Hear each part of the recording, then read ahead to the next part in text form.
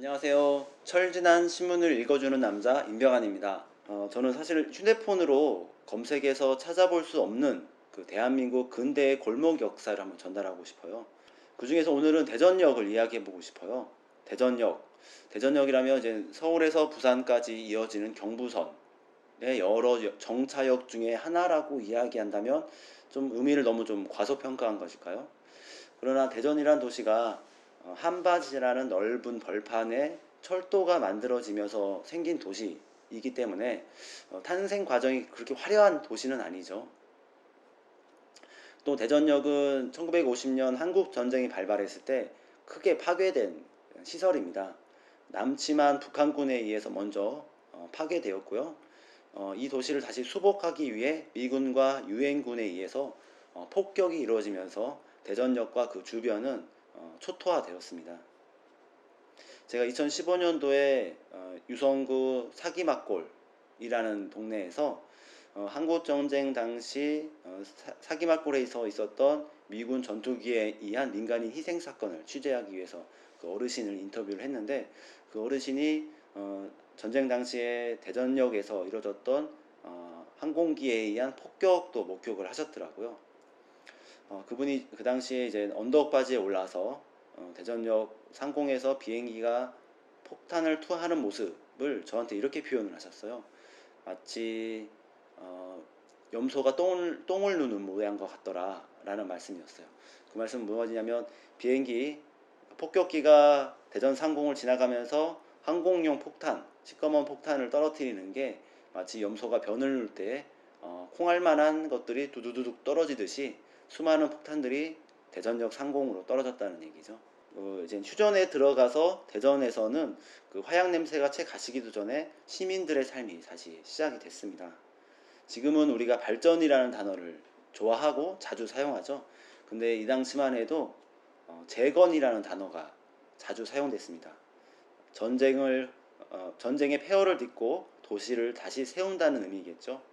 민간에서 재건의 바람이 불어 도시의 모습이 좀 쇄신되어 갈수록 전쟁의 상처를 지닌 대전역에 대한 문제는 계속됐습니다.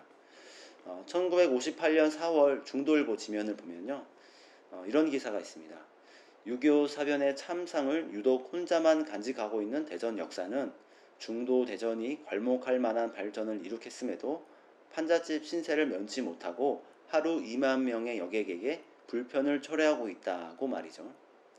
또 같은 기사에서 동란시 파괴된 후 지금까지 임시 역사에서 집무 중인데, 원체 협소한 역사에다가 대합실에 의자 한 개도 마련되어 있지 않고 몸둘 곳 없는 아수라장화되고 있다고 말해요. 또 철도국 입구에는 우마차 대기 장소로 사용돼 불결하고, 특권층 관계자들이 역전에서 상행위와 그리고 철야 영업하는 다방 음식점이 중도 대전에 맞지 않다고 당시 기사에 58년도 기사에 지적하고 있습니다. 이러던 와중에 이제 드디어 58년 후반에 대전역이 착공을 합니다. 이때 대전역은 아주토건이라는 건설사가 낙찰을 받아 건설을 시작을 했는데, 당시 화폐 기준으로 3억 2천여만 환, 그리고 ICA 즉 미국 원조 자금 6만 5천 불을 받아서 착공 400일 만에 공사를 끝내 준공을 했는데, 1959년 8월 15일 대전 역사 신청식은 개청을 했고, 준공식은 같은 달인 8월 21일 개최됐습니다. 지상 3층 철근 근대식 타일 건물로 대전 시내 최대의 근대식 건물이라고 당시 기사에 게재되었습니다. 역사를 짓는데 1년간 들어간 노무자 그리고 근로자가 약 3만 3천 명에 달했다고 합니다.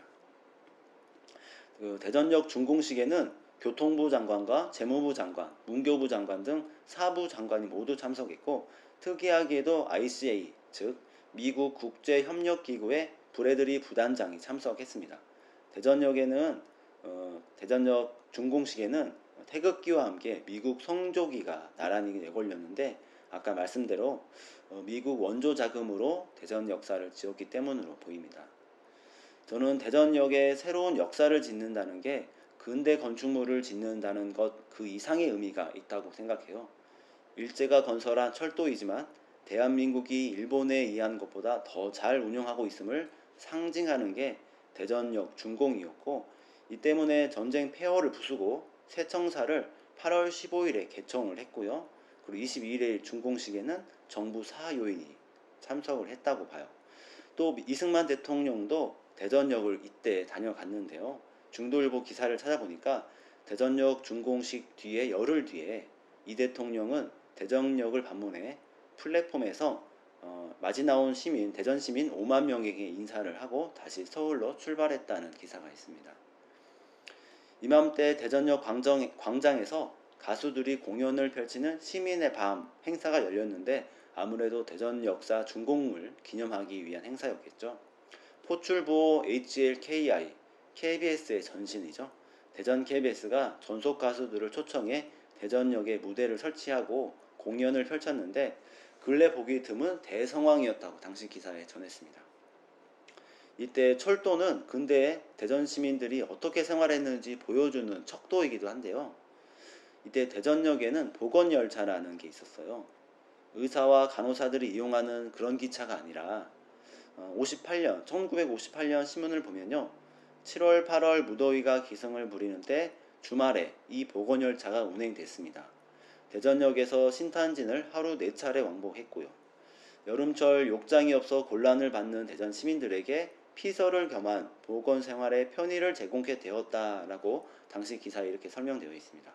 또 그 당시에 신탄진에는 금강이 흐르고 이곳에 수영장이 있었습니다. 맞습니다.